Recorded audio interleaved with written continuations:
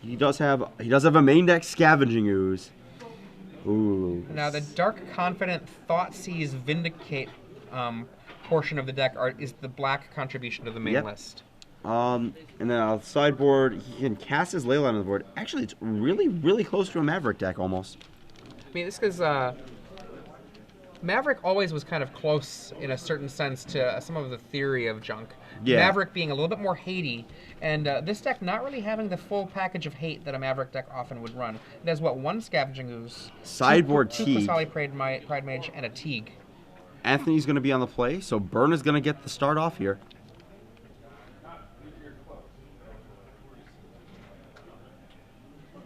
For a second, looking at Anthony, Phoneuf, he kind of looks like Marsh Usury, if you know Marsh. Oh, Marsh. Yeah. Let's see. Turn 1, Goblin Guide. Exactly what he wants.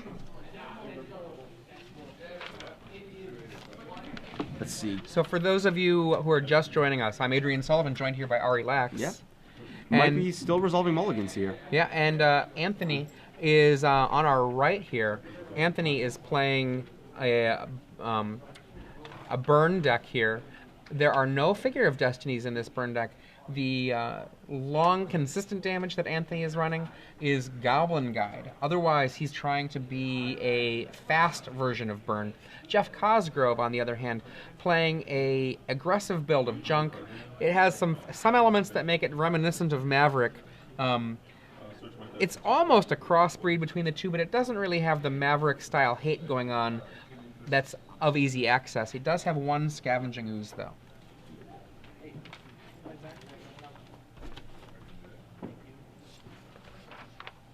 Turn 1 Goblin Guide reveals a card I did not see. 18 for Jeff Cosgrove.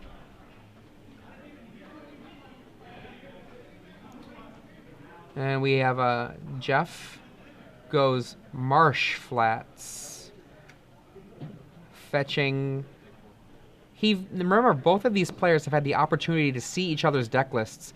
Jeff is well aware that his opponent has 4 Price of Progress in his deck. The common number of Price of Progress in a burn deck is 4, for good reason. He gets a dual land here, so that Savannah does represent a potential threat for him later in the game from Price of Progress, but the stability of the mana might just be worth it.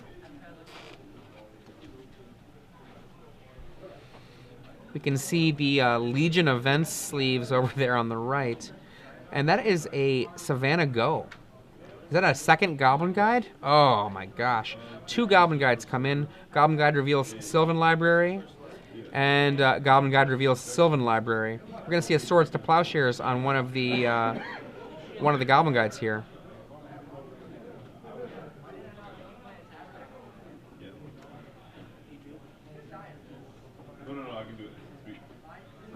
Swords to Plowshares gets rid of the Goblin Guide number 2. We've got 22 to 16 for Jeff Cosgrove.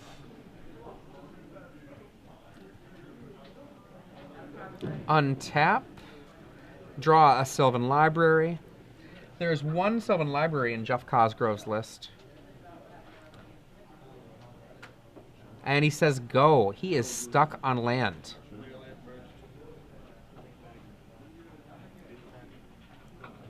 And remember, there is a reveal from the Goblin Guide, Dark Confidant. That's 3 turns in a row where we have not had a land for Jeff Cosgrove from that Goblin Guide. Swords to Plowshares takes that guy out. So what do you think here? If you're Jeff Cosgrove, you know you're stuck on this this 1 land hand. Is this a keeper? He's got the 2 swords. He does have 2 swords.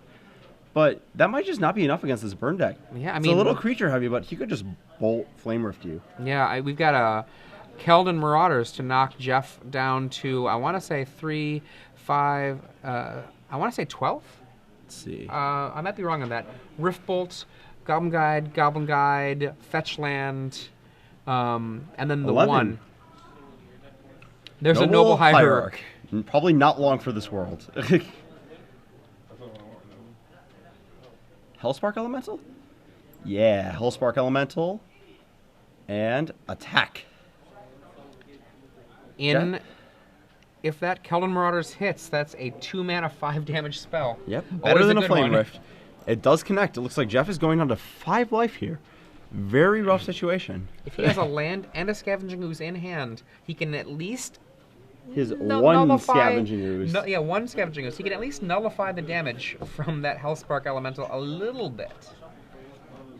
That would definitely keep things in line, but I mean, he's still there's in a terrible, land. terrible shape. He has a sword of light and shadow in hand. There's a Mom. There's a Mom and a Mystic, probably. 2 mana. Tarmogoyf? Mystic. He's just kind of sitting here. Well, don't have Flame Rift. Yep. Don't have Flame Rift. Don't have Price of Progress. Don't have Fire Blast. Don't have a lot of cards. Don't have Bolt. Don't have anything. Just all lands, despite the fact that you've been skipping land drops then. Let's see here. Jite?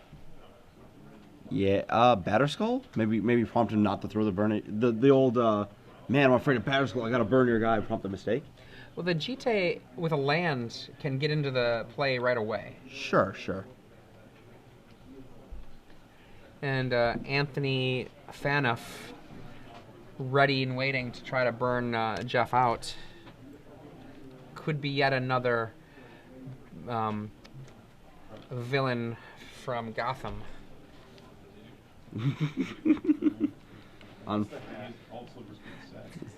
And the Keldon Marauders dies. Jeff Down goes to to 4 4. life.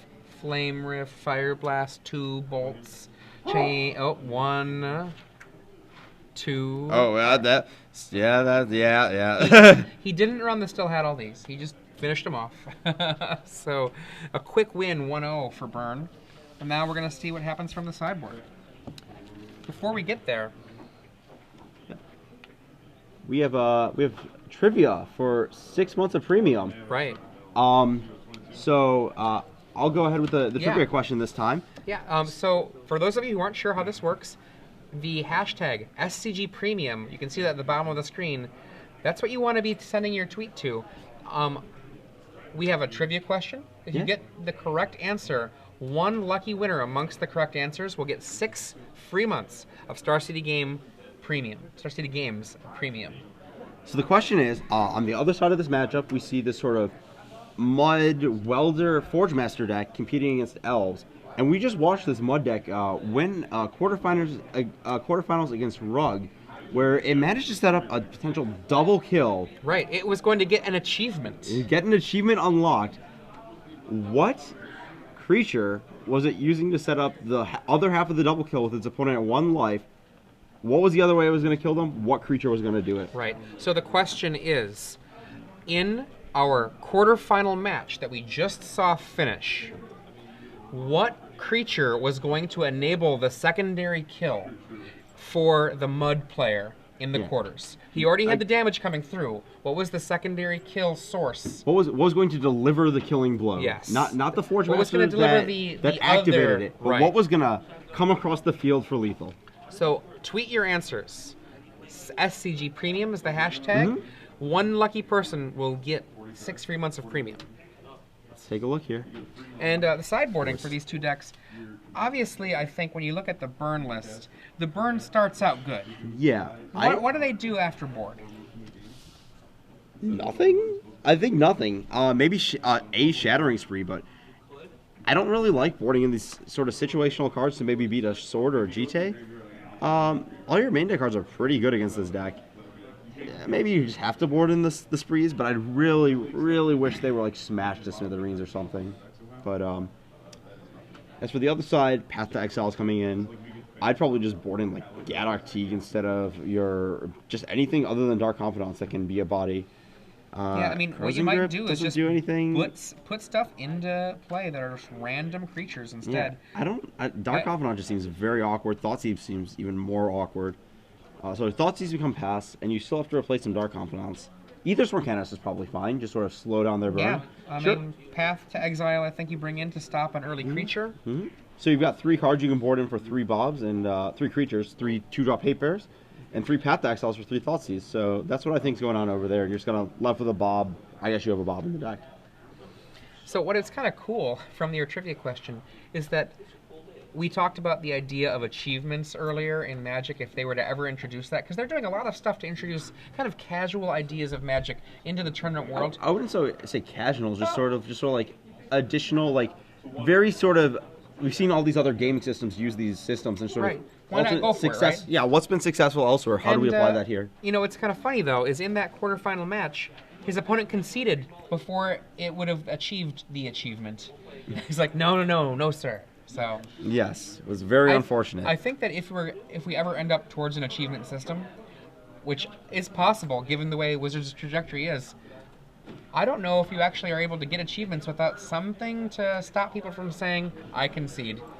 I mean, it might just be a fact that it's on a personal level where It'd be like, what a jerk, he didn't let me have my it achievements. might be that it's like if they get an achievement, nothing bad happens to you, so you have nothing against you other than maybe just being a spiteful human being to not let them get it. I mean, there's some spiteful human beings out Oh, there. well, very true, very true. But I'm just saying. So we have Anthony Phoneuf with Burn on the right, up a game. Jeff Cosgrove with an aggressive junk deck here. We see a Price of Progress in Anthony's hand. Two Price of Progress. Oh, Turn man. 1 by you. Ooh. Green Sun. Green Suns for 1. Dryad Sorry, for Arbor. 0, getting the Dryad Oh. Arbor. So on the subject Build of, your own Llanowar Elf. on the subject of double Price of Progress to the dome. In other news, it looks like Star City Games writer Matt Costa made it to the finals of Grand Prix Baltimore. Congratulations, And Matt. The other side Good of the luck. bracket, Jackie Lee, Star City Games Alterist, is who does Alters at the Star City Games Opens, is playing for the finals as well and guaranteed a flight to Pro Tour Barcelona, or Pro Tour Avison Restored. Looks like a suspended Rift Bolt for Anthony. Jeff untapped with his 2 non-basics. We're looking at these prices potentially getting completely out of hand. That's one of the really dangerous things. You know, Windswept Heath, 19. Is he going to fetch a basic? Let's see. If Jackie Lee wins, is this going to be a first for a Grand Prix?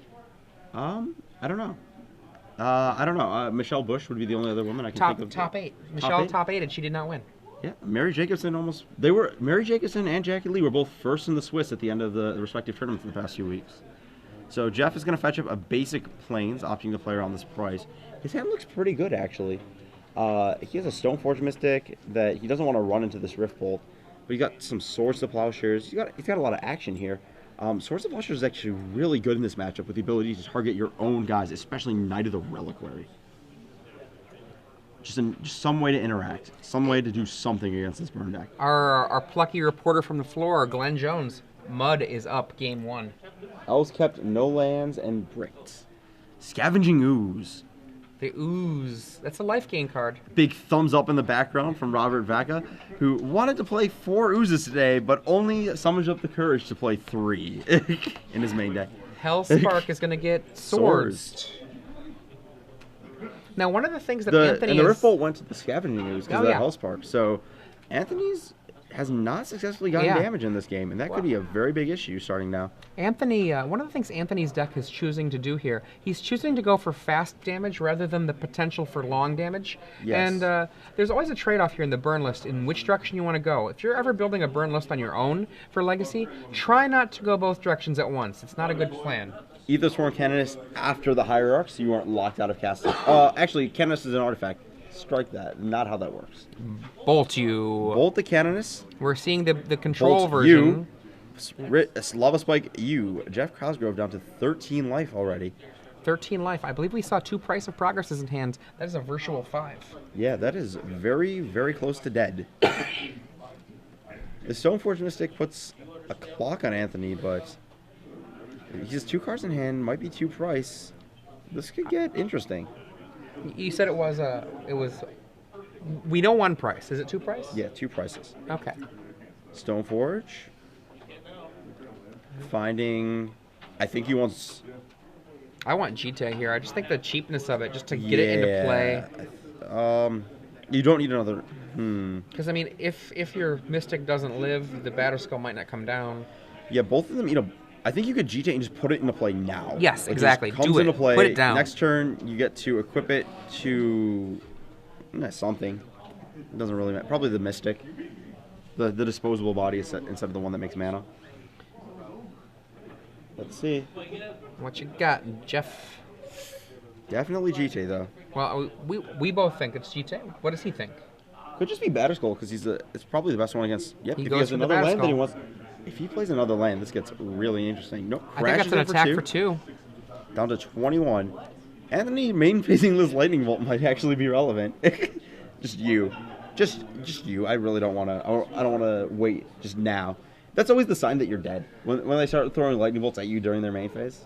Oh boy, there's a chain lightning there. Ooh, kill that Mystic.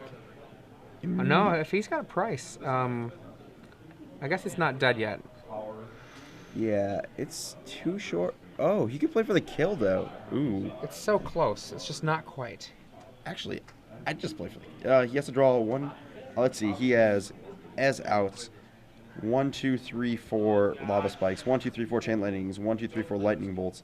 He's already used a lot of these. I like going his 8 outs. I like. Oh, he's going for the face. That is to the dome. Oh wow. He also has Jeff dead if he plays a non-basic though. So I don't know. Actually, I like bolting the Mystic because Jeff has to have a non-basic, and Fire Blast is also not, I guess. He has to have a non-basic here to cast the Batterskull if the Stoneforge Mystic dies, and that puts him into the same sort of dead to a burn spell range as this play does. Just imagine if there's a GT in play. Disaster. Dried Arbor. In for 2. In for 3. Oh, 3 now. Wow. Does Jeff have a swords in his hand? That would be really good right here. Oh, what? Whoa, Anthony! What did you just do? He just didn't. He did not price at the end of the turn there. Ooh, that could be a costly mistake. I think he just gave up a path. Let's see. Batterskull. Batterskull. I think this game just ended. Yeah, these burn decks, 4 life is a lot of life. It's going to be 6 life after the nobles get in on the exalted. He could even make it more life if he were to choose to do so. Attacks for 6. 6, so much life. 6 is basically 2 free cards. That just attacked, and Anthony just bricked 2 draw steps. And what you want to do when you're going down a path, you don't want to change that path midstream with certain kinds of strategies. Yes. So once he made the decision to commit, there's a price. This might be. There's a price of progress. Oh boy, that's 4 damage. It's not enough. Not going to be enough. Well, we'll see. We'll see. It's probably not enough. Lava Spike, take 3. I'm trying to think of combinations of cards that Anthony could have here that deal with us gaining 6 next turn. Does he have? Not yeah. That's he has that's 2 cards it. in hand, I think, and that can not deal 9 no matter what. Jeff goes up to 50. Anthony's just probably dead. Price you take 4. I want to know what his card drawn for that turn was. If he could have gotten there without the price, or I just want to see what it was. If it was that spike that he had in his hand, he could have had the win. Yeah, I don't think it was the spike. I don't think it was the spike either. It's the last card in his hand right now is what it is. Yes, he would have cast it if it was the spike. I just want to know. It doesn't matter because he didn't make the play, but I just want to know. Whatever it is in his hand, like right now he's got 1 card in his hand. It's that one. Probably. Are we going to see another Mystic? 4? That's 4. Just passing the turn. Probably has a swords in hand. Just like, I'll gain 4 life if something wild happens.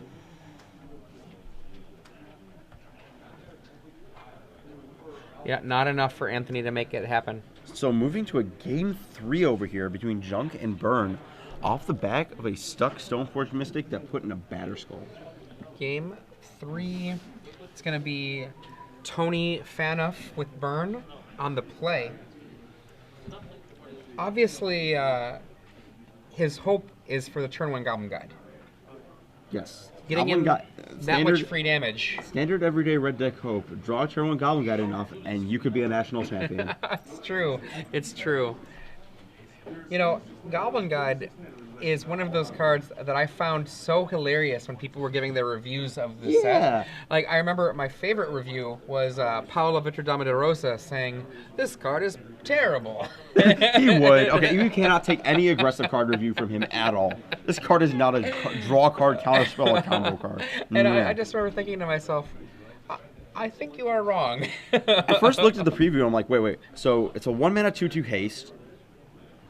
And it's a telepathy? What is this? Right? It's a 1-mana 2/2 haste with an upside. It has a special ability. Yeah. I always say this, you know, like we're looking at like Grave Crawler today, and this guy, like Diagraphical, and I'll never forget like looking at they had it's like Vapor Ops test, you know, when someone would apply for Wizards back in the day around like Onslaught, they give them this test, you know, what do you think of these cards? What's wrong with them? If there's something wrong, would you print this put this as printed? One of the cards was just red 2/1, can't block, and the response was, this card is too good to see print, way too good. And now we just have like red 2/2 haste, see your opponent's hand as they draw it. 1 black 2/2 or 2/1 can't block, never gonna die ever. Just recast it whenever you want. I'm just like, things have changed. The pushing the power of the creatures. Pushing the power of creatures, yeah. That's the other thing, you know, if someone, you know, hasn't played Magic, like, oh man, I haven't played since like Urza's Block. I haven't played since like Onslaught. You show them Goblin Guide, they're like, yeah, I mean, what? One of the things I showed you earlier yesterday was the George Baxter Deep Magic book that I brought with me to this event. And looking at some of the old decks in there, one of the decks, a really important one from way back in the day, is the House of Pain deck. House of Pain running Org ×4. That's red 3 for a 6/6 Trampler. But he's not as big as he thinks. If you have a 2-power or bigger creature, he will not attack. He will not block. If your opponent does, at least. If your opponent has a, yeah. Oh man. What was the 2/1 Ak? Ak was the 2-power, the 2-drop 4/4 version of that. So Ak needed a big friend to go with him. Org was scared of anything small, anything that wasn't small. Now, that's the thing, right? A 5-mana 6/6 with a terrible drawback was an incredible creature. And now, I mean, it's just a different world. What about like Goblins of the Floor, the original slide decks? Yeah, I mean 1/1 with a drawback. You play dwarves in your deck. And you know what? That deck did play dwarves because it needed to. It's 6. We'll tell this story after this game, but Chapin's 6/6 card red deck from the Tolarian Academy Pro Tour. Anthony Phoneuf on the play this game. Looks like we might have a mulligan here. Jeff going down to 6 cards as they're shuffling. So the idea of this deck, the 6/6 card red deck, was that the Academy decks had this sort of limit on how high they could Stroke of Genius you for. And the calculated limit was somewhere over 600 cards. But you may as well go for style points. You just played all the red 1-drops in the format, all the burn spells, and got to about 600 and some cards of Dwarven ponies and beat your opponent down with 1/1s. And they had no way in their deck of killing you. You, of course, were very bad against everything else but Academy. But it was Academy. So turn 1 Riftbolt suspended from Anthony. Okay. In the other match, Lodestone Golem on turn 2, Lodestone Golem on turn 3, and a Powder Keg on turn 1. It's pretty rough for elves against that. This might be a Mud Burn Finals. And we're going to see Burn red. Another Riftbolt. First one went to the face. Jeff has a basic planes in play. Second one might just delay a Stoneforge a turn. We'll see. Verdant Catacombs down to 16. Virtual 13. Let's see, 3/3, 4/8. I don't know. I'm just trying to think of the math on all these burn spells. If the 1 life actually matters. Anthony actually is a 1-lander. It looks like here. So that's one of those interesting things. Like with these burn decks, you keep this 1-lander with all this burn. Are you gonna be able to cast it all before you die? Important note: these are the only 2 basic lands in Jeff Cosgrove's list. Ooh, no basic swamp to go for these Thoughtseizes. Noble Hierarch on 2 with a white up. Leaving up swords just in case of a Goblin Guide. Bolt U, 13.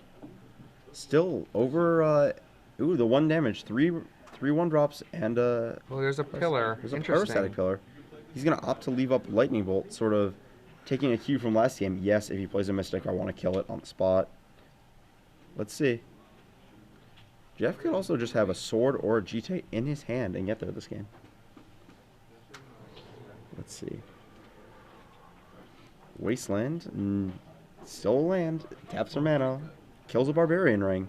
Wasteland kills one of his own dual lands That's very to save true. things. It can so. sack itself in response. There's a Stoneforge Mystic. Resolves. What are you getting? I still like what he didn't do last game. I like GT. Yeah, we'll see. We might have to quiet down a little here as people start filtering out. Yeah, we are running out of enough people here in the hall to be able to make us be able to speak loudly as we'd like, and so we've got to be careful about making sure we don't give away plays to the people across the room. Mm-hmm. Give away info, give away cards in hand. Anything like that would be a bad idea. Bolt the Mystic. Batterskull in hand. If Jeff has a 5th land, though, that bolt is just very temporary. Anthony, this could also be just a junk Mud Finals. And we're pretty sure that junk might just tear up Mud, just with all of the ways it reacts to the other deck. Just could be a very rough one. Interactive cards. We got Lava Spike. 3 to the face. 10. Oh, wow. This I think we're going to see a chain. Chain. You. Come on. You. Target you. Chain. You. Yeah. Down to 7. Jeff Cosgrove. A Fire Blast and a Lightning Bolt away from potential death, if that is what Anthony has. This Pyrostatic Pillar not really doing what he wants it to. Jeff's sort of sitting there thinking over his options. He has another land. Has to be a non-basic. But does he want to extend into the range of Price Fire Blast? According to George Baxter's book Deep Magic, burn is one of the 5 archetypes of magic. So we're still seeing that this is the case. This was 16 years later. This was before the internet. It was before the internet. It's back in the days of IRC, basically the caveman I don't era of the even internet. I don't even know if Magic players even talked on IRC yet. I think they wow. might have just talked on Usenet. The actual Stone Age of the internet, carving out your little caves. Jeff Cosgrove debating what he wants to do here. Bayou, ouch. Casting the Batterskull. Batterskull. Okay, Anthony basically has 1 turn here. Does he have it?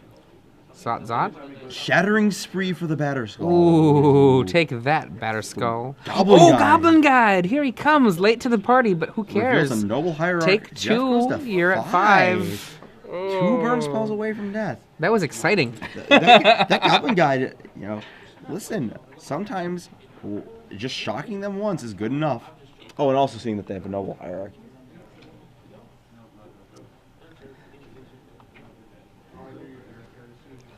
Let's see.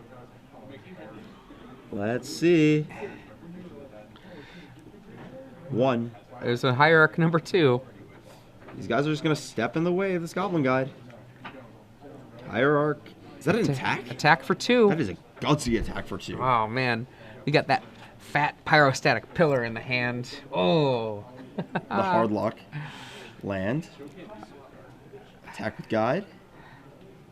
Take a peek. What do you What you gonna got draw on next turn? I top? wanna know. Swords. Pretty good card. Ooh. Swords in the Guide. That's a fire. Is that a pyrostatic pillar and a pyroblast? Ooh, So go. please, Jeff Cosgrove, cast a card. Yeah. And be my guest. Oh, what's he doing? Did he just pyroblast now? He didn't have to do that.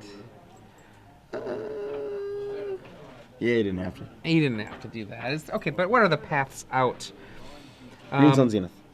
Green Suns for a lot to get an ooze to gain back out. Green Suns for news. Green Suns for a night and just kill you, but that might be a little short. He can only play Green Suns unit. That is the last card in his deck that is castable at this point. Yeah, literally every card else in his deck. The only spell he can cast is Green Sun Zenith. For Scavenging Ooze. That or is- you could just hope to use the standstill to his advantage, or the pseudo standstill, and just sort of Noble Hierarch, hope I'm gonna hit you for the 10 turns and you don't draw burn spells. It is possible. He could draw them 10 mountains over the next 10 turns. Could draw all Price of Progress, Fire Blast, Cryostatic Pillar, Shattering Sprees, and maybe a Rift Bolt on that last turn, which isn't good enough. He actually definitely does have to attack 9 times with this Noble Hierarch. Then Anthony will be locked out with his own Cryostatic Pillar. He should not have Fire Blasted. This Fire Blast took out his... He can no longer draw Flame Rift for lethal. And I think that we see Jeff here. Trying to figure out if he can pull the old Mana Barbs trick on this thing. But twirling away Jeff as he contemplates the death of his opponent. Jeff asking probably, how does this work if I source my own guy? I just die, right? Yep. Not what I wanted to hear. So yeah, he's quite a bind. He doesn't even have a man land. He has a Dryad Arbor. Dryad Arbor's around. He could draw Dryad Arbor, start 3 a turn. That's a better clock. Anthony just drew a land. Hellbent. Jeff's out is probably now Green Sun Zenith at the top, or 9 more lands, or 8 more lands on top of Tony's deck. His choice. Let's see.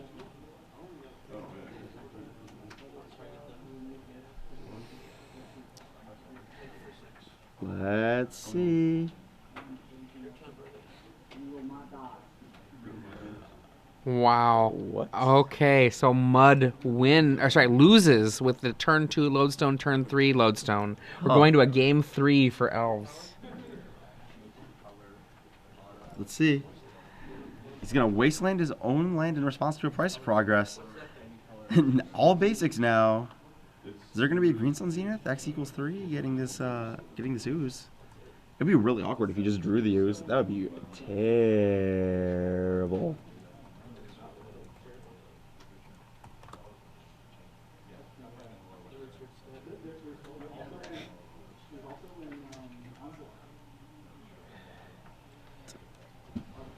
This just might be it. Just Anthony's breaking and Jeff is just pinging away. That was 2 damage to that Price of Progress. Anthony just took a turn off his clock. This is so weird. Don't do it. Nope, don't do it. Nope, don't. Oh. Oh, this is the Zenith. Why did you? No, you didn't want to. You didn't want to play the scrub land. You didn't want to do it. You just wanted to get Scavenging Ooze into play. You just wanted to get into play. You're now in death range to a pirate. Now dead to a price. You didn't want to do it. No. No, you want to No. Oh no. Oh, is that +5? Maybe you didn't want the use. We'll see. We'll see. That is huge. That is Anthony locked out. Anthony has 1 draw step now to actually get anywhere. But I don't. Oh, was that the slow roll? And Jeff trying to pull some Jedi mind tricks here. yeah, And, Pyrostatic casually Pillar, dying. you are dead. It's just like yeah. Yeah, the triggered Yeah, ability. okay. There we go. Anthony Phoneuf defeats Jeff Cosgrove. 2-1. Yeah, trying to see if maybe you'll just scoop to the swords and